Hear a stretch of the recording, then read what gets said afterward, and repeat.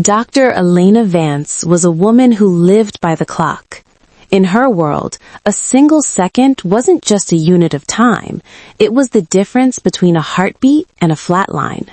For 10 years, the hallways of St. Jude's Memorial had been her kingdom.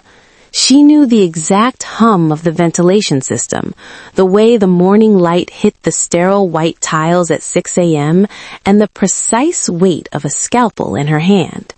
She was the miracle worker, the surgeon they called when everyone else had given up. But on this particular Tuesday, the air felt different. It was heavy, like the atmosphere before a massive storm. Elena stood in the scrub room, the water running hot over her hands. She went through the motions, 10 seconds for the fingers, 20 for the palms, 30 for the forearms. It was a ritual that usually calmed her, but today her reflection in the stainless steel dispenser looked like a stranger. Her emerald eyes, usually sharp and focused, looked hollow.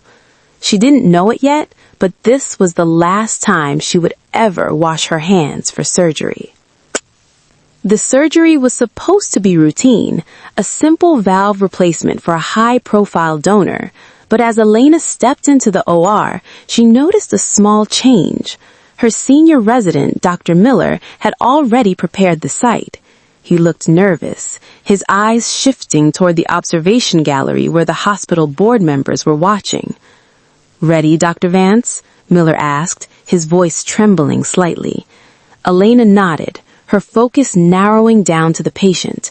But as she made the first incision, something was wrong. The patient's vitals spiked instantly. The monitors began a frantic high-pitched scream. "Pressure is dropping, 60 over 40, 50 over 30, the anesthesiologist yelled. Elena's heart hammered against her ribs, but her hands remained steady. "Clamp, now," she commanded. But as she reached for the artery, it disintegrated. It didn't tear, it crumbled. In that moment, Elena realized with a sickening jolt that the patient had been administered a contraindicated blood thinner just minutes before the first cut. Who authorized the heparin? Elena's voice was a whip crack in the silent room. No one answered. Dr. Miller looked away. For the next 4 hours, Elena fought. She fought the blood, she fought the failing equipment, and she fought the inevitable. But the damage was done. At 2:14 p.m., the monitors settled into a long, continuous tone that echoed off the cold walls. Elena stood there for a long time, her gloves stained crimson, staring at the man she couldn't save. She felt a hand on her shoulder. It was Miller. "I'm sorry, Elena, but the charts, they say you ordered the dosage." The world tilted. She looked up at the gallery. The board members weren't looking at the patient. They were looking at her. They weren't mourning a life. They were calculating a lawsuit. The exit from the hospital was a blur of flashes and shouted questions. "Dr. Vance, did your arrogance kill him? Elena, how does it feel to be a murderer?" She didn't defend herself. She couldn't. By the time she reached her apartment, her medical license had been suspended. By the next morning, her bank accounts were frozen pending a malpractice investigation. The miracle worker was dead. In her place was a woman who couldn't even afford her own rent. Elena sat in her dark living room, the blue light of the television reflecting in her eyes. Every news channel was showing her face. Her life had been stripped away in less than 24 hours. She looked at her hands, the hands that had saved thousands. They were shaking now. She realized then that she couldn't stay, not as Dr. Elena Vance. If she wanted to survive, she had to become a ghost. She grabbed a pair of kitchen scissors and stood before the mirror. She watched the chestnut locks fall to the floor one by one until she was unrecognizable. She traded her designer scrubs for a plain, high-collared gray dress. She opened the newspaper to the classifieds. She didn't look at the medical listings. She looked at the domestic help. Live-in governess needed for reclusive estate. High pay, absolute discretion required. Must be comfortable with silence. Elena traced the address with her finger. It was the Blackwood Estate, far away from the cameras, far away from the blood. She took a deep breath, the scent of antiseptic still clinging to her skin. "I can be silent," she whispered to the empty room. "I've been silent all my life." The Blackwood Estate didn't sit on the land, it loomed over it. As the old taxi pulled up the winding driveway, Elena, now calling herself simply Lena, stared out the window. The house was a jagged silhouette of gray stone and dark ivy against a bruised purple sunset. It looked less like a home and more like a fortress designed to keep the world out, or to keep something in. She stepped out of the car, clutching her single small suitcase. The air here was different from the city. It didn't smell of exhaust and ambition. It smelled of damp earth, ancient pine, and something metallic, like the scent of a coming winter. She approached the massive front doors. Her heart, which she had trained to be steady in the most gruesome surgeries, gave a traitorous thump. She reached for the heavy brass knocker, but before her fingers could touch it, the door swung open. There was no servant, no welcoming committee, just a vast, hollow entrance hall that smelled of lemon wax and cold air. "You're late by 3 minutes." The voice was like a low vibration of a cello string. Elena looked up. Standing at the top of the grand staircase was Julian Blackwood. The tabloids called him a ghost, a reclusive tech genius who had disappeared from the public eye 5 years ago. Up close, he looked like a man carved from ice. His suit was black, his shirt was crisp, and his eyes, they were the color of a winter sea, turbulent and unreadable. He didn't move, he simply watched her from above, his gaze stripping away her disguise. For a second, Elena feared he saw the surgeon behind the governess. She lowered her eyes, remembering her role. "I apologize, Mr. Blackwood," she said, her voice a soft, practiced whisper. "The fog on the mountain was thick." "The fog is always thick here," Julian replied, descending the stairs with a slow, predatory grace. He stopped 3 steps above her, forcing her to look up.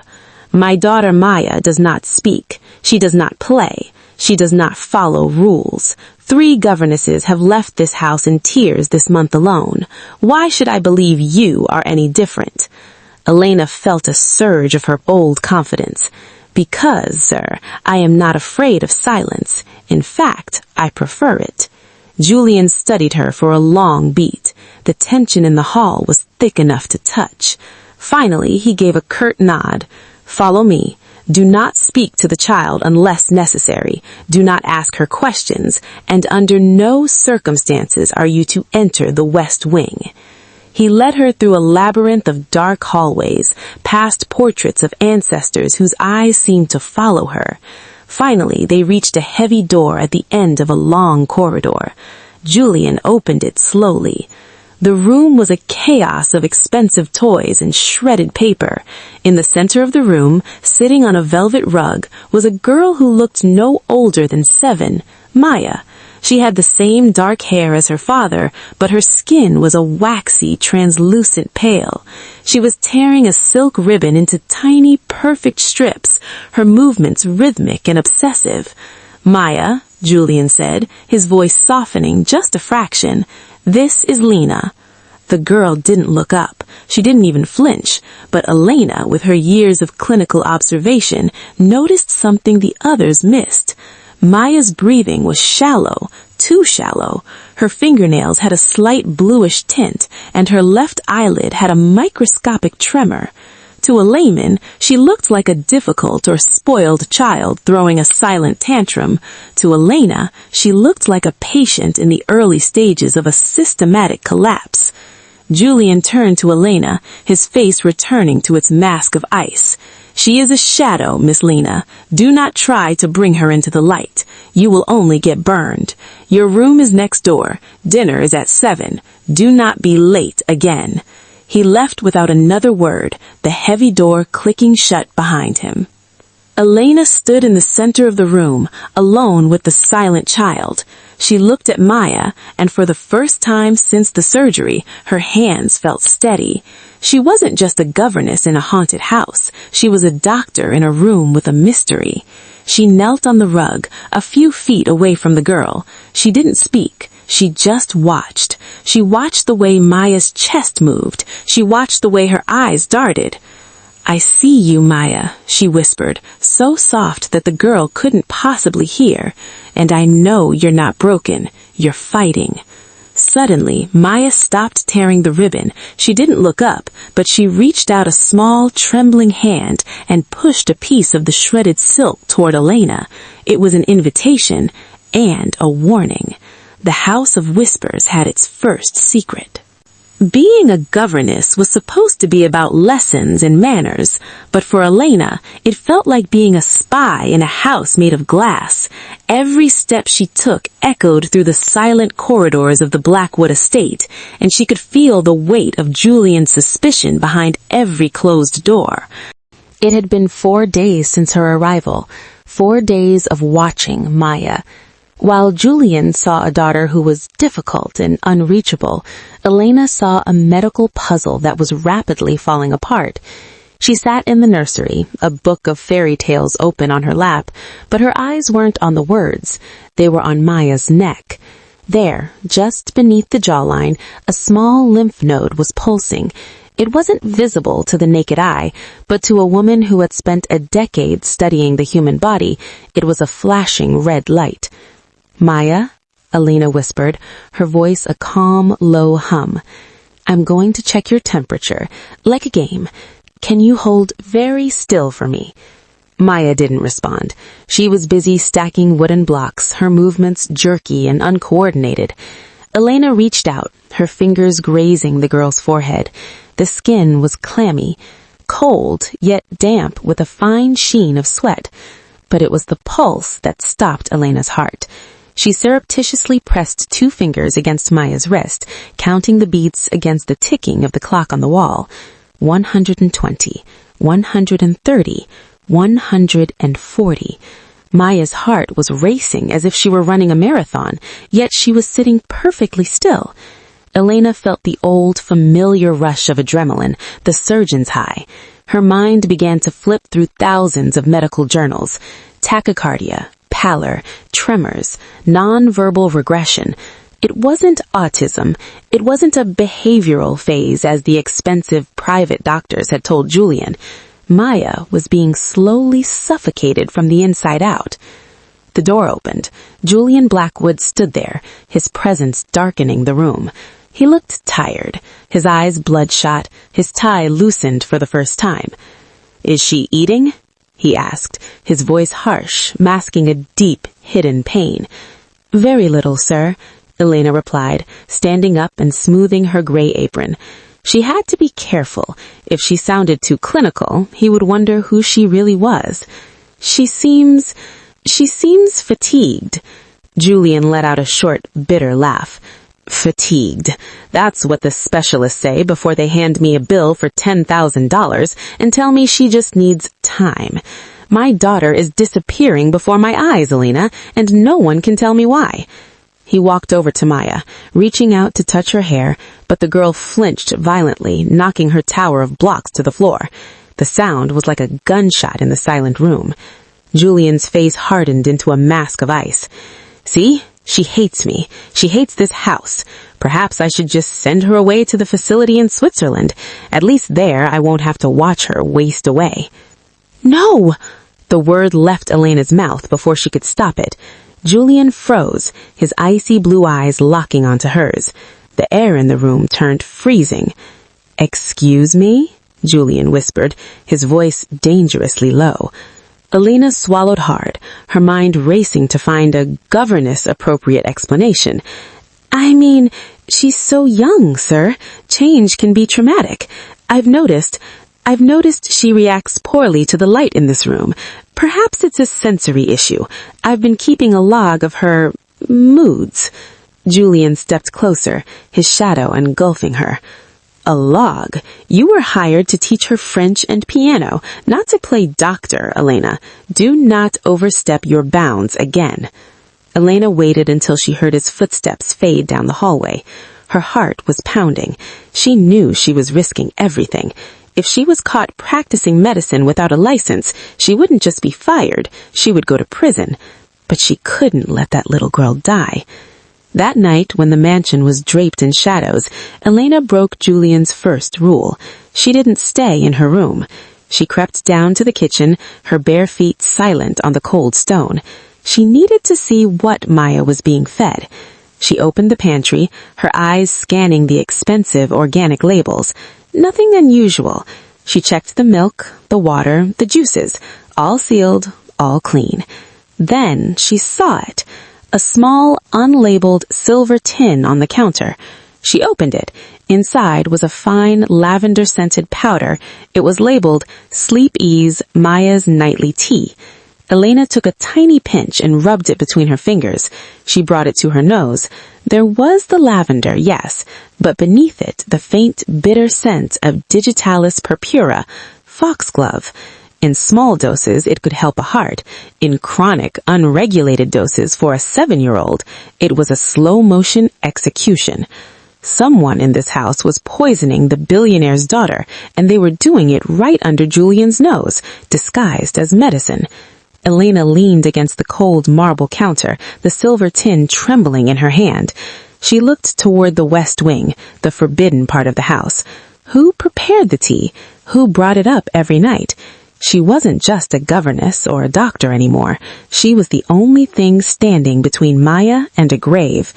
"I won't let them take you," she whispered into the dark kitchen. The Blackwood Estate felt like being buried alive in silk and stone. The rain lashed against the windows of the nursery, a frantic drumming that masked the sound of Elena's breathing.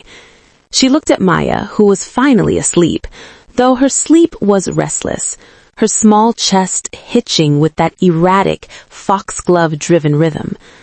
Elena knew she couldn't wait until morning. Digitalis poisoning was cumulative.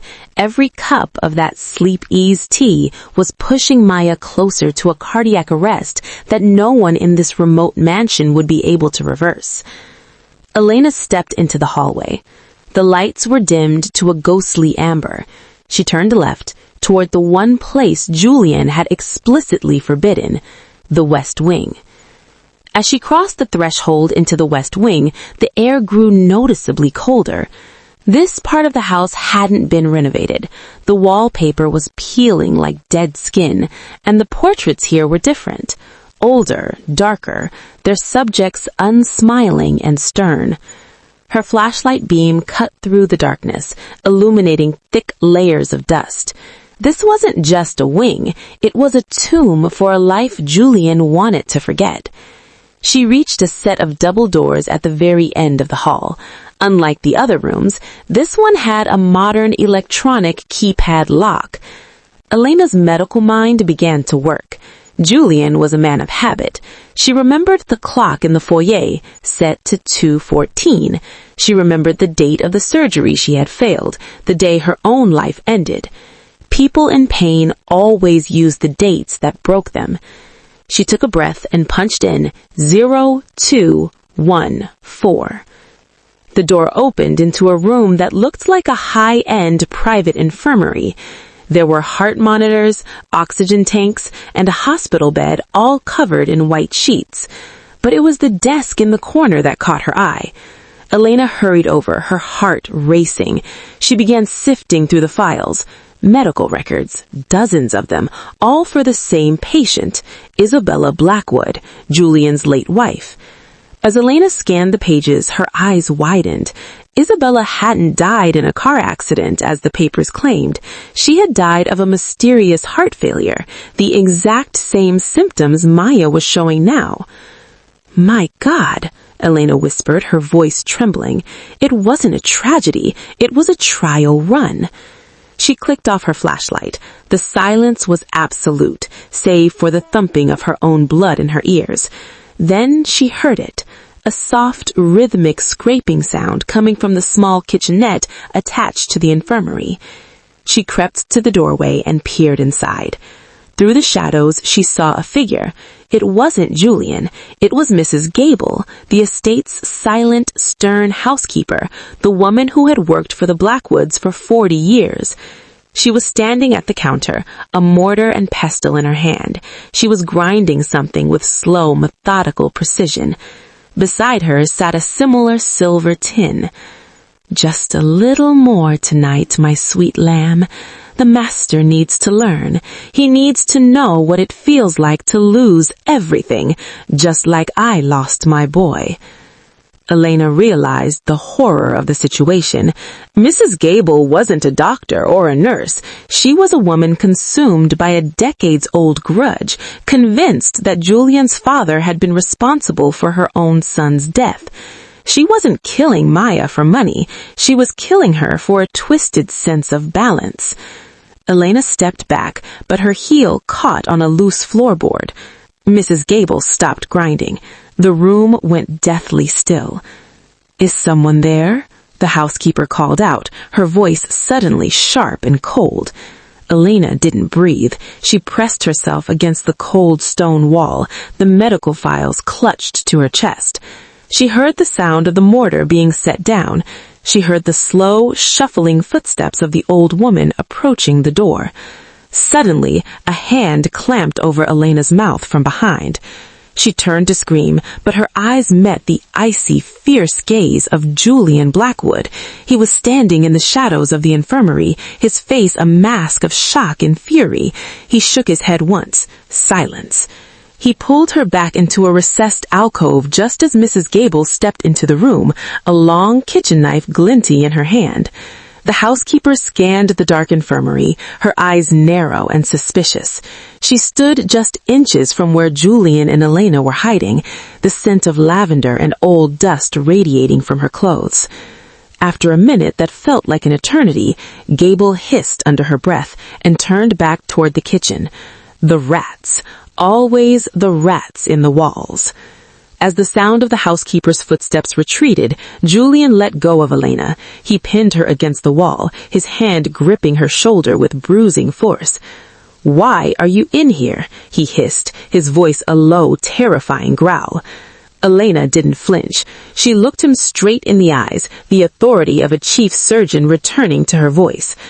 "Your housekeeper is poisoning your daughter with foxglove, Mr. Blackwood, and if you don't let me help her right now, Maya won't live to see the sunrise." The air in the West Wing felt like it had been sucked out of a vacuum. Julian's hand was still like a vice on Elena's shoulder, his eyes searching hers for a lie he desperately wanted to find. But Elena didn't blink. She wasn't a scared governess anymore. She was a woman who had stood over open hearts while the world crumbled around her. "Foxglove?" Julian's voice was a ragged whisper. "Gable has been with my family since I was a child. She loved my wife. She loves Maya." "She loves a ghost, Julian," Elena snapped, stripping away the formalities. "And she's making your daughter into one. Look at the files. Look at the symptoms. Your wife didn't have a weak heart. She had a poisoned one." Before Julian could respond, a blood-curdling scream echoed from the nursery down the hall. They ran. They burst through the nursery doors to find Maya on the floor, her small body arching in a violent seizure.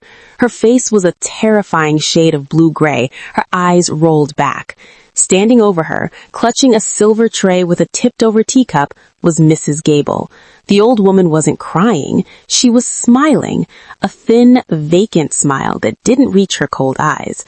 "She's going to see her mother now, Julian," Gable murmured.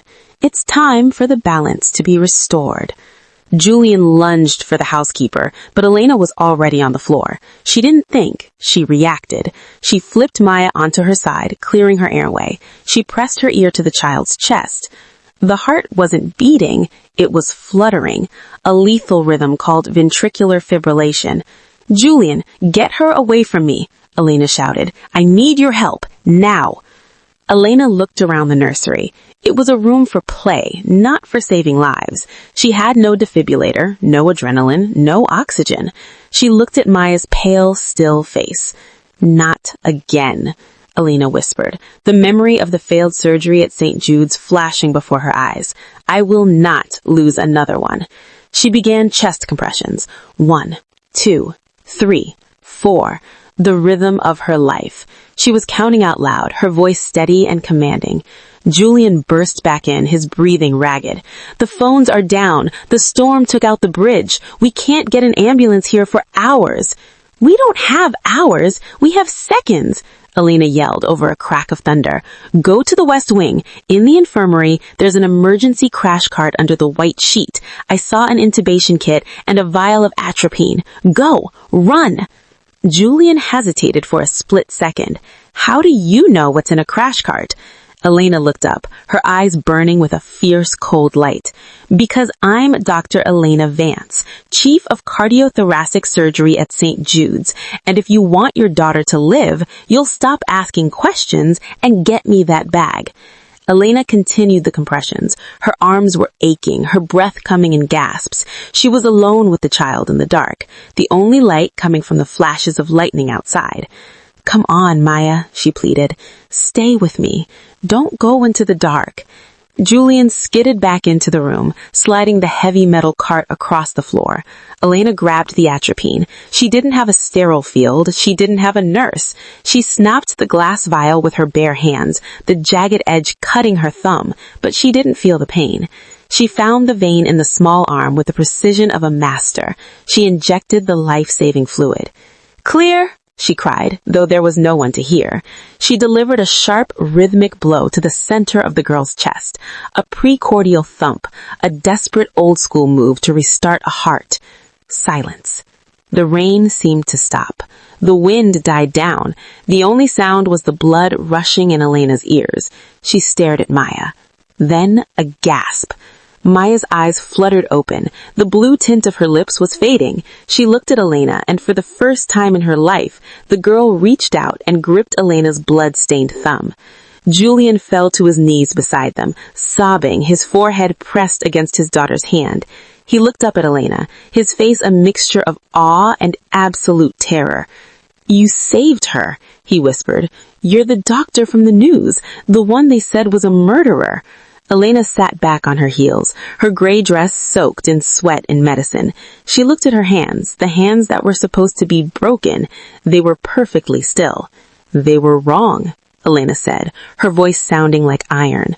Outside, the storm was finally breaking, but inside the Blackwood Estate, the silence was gone forever. The sun rose over the Blackwood Estate, not with a roar, but with a whisper. The gold light touched the damp stone, turning the gray fortress into something that almost looked like a home. In the nursery, the medical equipment sat like silent sentinels. Maya was sleeping, but this time her breath was a steady rhythmic song. The bluish tint of her skin had vanished, replaced by a faint, healthy pink. She looked like a child again, not a ghost, but a little girl who had finally been allowed to wake up. Julian sat in a chair by the window, his head in his hands. He hadn't moved for 4 hours. He looked at the woman standing by the balcony, the woman who had arrived as a silent governess and ended the night as a fallen angel. "The police took Mrs. Gable," Julian said, his voice hollow. "She didn't even fight them. She just kept muttering about balance. My wife, Isabella, I lived for 5 years thinking it was her heart that failed her. I lived 5 years hating myself for not being able to save her." He looked up at Elena. His eyes weren't icy anymore. They were shattered. "And I almost let it happen to Maya. I was so blinded by my own grief that I didn't see the monster in my own kitchen." Elena turned away from the window. Her gray dress was stained and torn, but her posture was as straight as a steel blade. Grief is a powerful anesthetic. It numbs the senses. You weren't a bad father. You were a grieving man being manipulated by a professional. Julian stood up, walking toward her. He stopped just a foot away. "I called my contacts in the city. I know who you are now, Elena. I know about the surgery at St. Jude's. I know about the mistake they say you made." Elena flinched, the old pain returning like a fresh wound. "Then you know you should be calling the authorities to arrest me for practicing medicine without a license tonight." "No," Julian said firmly. He reached into his pocket and pulled out a tablet. On the screen was a document, a digital confession from a Dr. Miller at St. Jude's. When I saw what you did for Maya tonight, I knew a woman like you doesn't make mistakes like that. I had my legal team look into Miller. It turns out he was on the payroll of the pharmaceutical company that manufactured the blood thinner. He set you up to protect their stock prices. Elena felt the air leave her lungs. The weight she had been carrying for months, the shame, the murderer label, it didn't just lift, it evaporated. "It's over, Elena," Julian whispered. "My lawyers have already sent the evidence to the medical board. Your name will be cleared by noon. The world wants your miracle worker back." Elena looked out at the vast green grounds of the estate. She thought about the sterile white halls of St. Jude's. She thought about the cameras, the stress, the cold scalpel. Then she looked at Maya, who stirred in her sleep, her hand reaching out as if searching for the woman who had pulled her back from the edge. "Is that what I want? To go back to being a machine that fixes hearts?" Julian reached out, his hand hesitating before gently touching her arm. "You saved my life once, Elena. Years ago. You don't remember, do you? A car accident on the rainy highway. I was trapped. A woman in scrubs stopped her car, used a pen to perform an emergency tracheotomy on the side of the road, and vanished before the ambulance arrived. I never saw her face, but I never forgot her eyes." Elena gasped. The memory flashed back. A rainy night, a crushed silver car, a man's pulse fading under her fingers. She hadn't stayed for the thanks. She had just moved on to the next life. "You've been saving people your whole life, Elena, but maybe it's time someone saved you. Stay. Not as a governess, not as a ghost. Stay here. Help me raise her. Help me build a foundation for children with rare diseases. Be the doctor you were meant to be, without the politics." "Lena?" Elena turned. Maya was sitting up, her eyes bright and focused. She wasn't tearing ribbons. She wasn't hiding in the dark. She reached out her arms. Elena didn't hesitate. She crossed the room and pulled the little girl into her lap, burying her face in her hair. She smelled of lavender, real lavender, not the poison, and like the morning sun. "I'm here, Maya," Elena whispered. "I'm staying." They say that silence is a void, but in the Blackwood Estate, Elena Vance learned that silence is actually a space where you can finally hear your own heart beating. The world would eventually hear the name Dr. Elena Vance again, but they wouldn't find her in a hospital. They would find her in a mansion on a hill, a place where miracles weren't performed with scalpels, but with love, truth, and a second chance. The silent governess was gone, and for the first time in a long time, Elena Vance was finally home.